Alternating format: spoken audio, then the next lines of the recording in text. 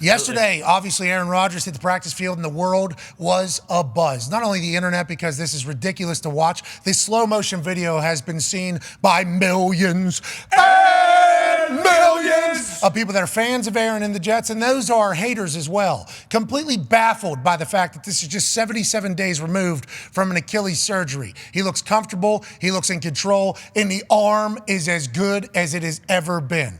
Chuck, we talked to you a little bit about what if Aaron Rodgers returns. Now, they got to win like 2 of the next 3 games. He could potentially come back in the next 21 days. That's why they activated him off the practice or off the IR. His window opened up yesterday. You made a pretty quick point immediately upon learning that he could potentially be a quarterback in the NFL. Former defense coordinator, defensive-minded guy. What are you doing with this Aaron Rodgers news? Well, if he lines up under center, like to his point, he said, I'm not going to come if I can't protect myself, right? Yeah. So the first thing I'm thinking about is if I'm the first defensive coordinator to go against this guy, I'm going to find out if he's mobile enough. And we know how smart he is. He's seen everything. He has great recall. There's not a blitz that he has not seen, but House. I don't care. We're bringing it. I don't care. Double mug, 8 guys up, 0 look, picket fence in the back end. D-Butt shows you all those looks, right? He's going to see it all. And he's going to you got to find out if he can move, if he can. Can you imagine the first time he's really got to take burst and take a hard step right, left, up, back, and try to get out of harm's way? You got to find that out. He understands that. He knows that. And then the offensive line itself in front of him. I mean, there's a lot of people that are saying, why would he come back? Why is this guy? You know him better than anybody. And I know him a little bit, obviously, after getting a chance to chat with him for the last 3. This is year 4, right? Yeah. 4 years, getting a chance to chat with him, learn about him, hang out with him a little bit. Him being able to come back at 39 faster than any human in the history of science is obviously a piece that's sitting right there on the shoulder every single day whenever he wakes up, motivating him to go through this rehab and recovery the way it is. But the narrative now has become, and that's the first time I've heard about, he literally said, if Aaron comes back, defense coordinator, that's his first thought. He's like, we are bringing 8. Yeah. I mean, it is first play, then what? Second play, then what? Third play. Mm-hmm. We are going to find out. I haven't even thought about that particular thing yet because it's like, should he come back if this team isn't in it and they're not that great? What do you think is the big motivating factor behind Aaron, and how do you think this whole thing plays out over the next few weeks, AJ? Well, I think it definitely depends on how the team does. It would be nice if the team could get a couple wins for him in the next couple weeks to kind of keep that trajectory where he feels good about continuing his rehab to potentially play in a game, which is crazy to think of. But why not? It's a terrible, everything, all the buildup. We all saw everything that happened. He runs with the flag out there. All these people are on the sidelines. Then bam, he pops out Achilles. I think from that and probably the following morning, he probably was thinking, yeah, I'm doing this. I'm going to find a way to get back on the field. Because he loves playing football. That's the number one reason. He's a competitor, and we all know from him coming on here. What did Ocho say? Proving people wrong too and stacking chips. And yeah, why wouldn't you? He's going to be working to rehab anyway. Why not rehab to get on the field? Ocho said something about attention. And he doesn't care about his teammates, only wants attention. Yeah. Okay. It's how come nobody ever, because he is this hippie and everything.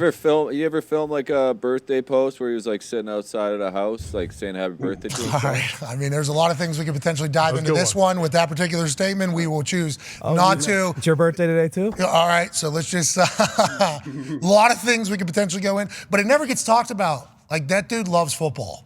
That dude loves ball. He's old school football guy. Yeah. That is literally in his heart, in his soul. Think of how pumped we were, how pumped Greeny was, everybody through the whole offseason. Once he signed training camp, we watched Hard Knocks. I'm sure he was very excited about everything.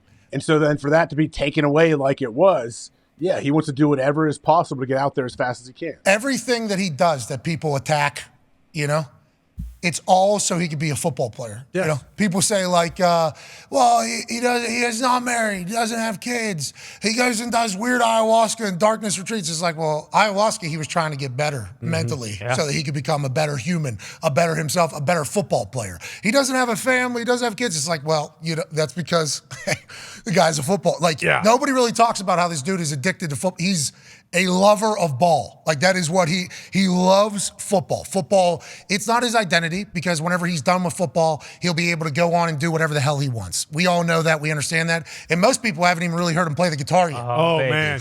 He can really, wait. he can shred the shit out of a guitar. I did not expect that. I walked into a room real hot over there in California, and all of a sudden I see this hippie with long hair just shredding on a guitar, and I'm like, of course. Makes sense. Of course you can. That's just how it is. But he is an old school love football guy. So this being away from football, like I think his first post was a picture of him staring at the field, and he was like, great to be back out here.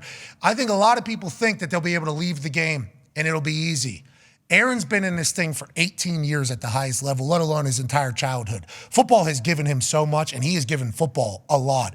Him being taken away from the sport, I think, has only reinvigorated his love for this entire thing. So maybe he just wants to get back because he loves ball. Yeah, absolutely. Has that ever been something that has been chatted about? I do not think so. Yeah, and it makes sense why he would, too, because of how much he loves the game. You can see that when he talks to us. But by all accounts, old school guy, as someone who cares for Aaron, we just need to say, look, you did it. You made it back.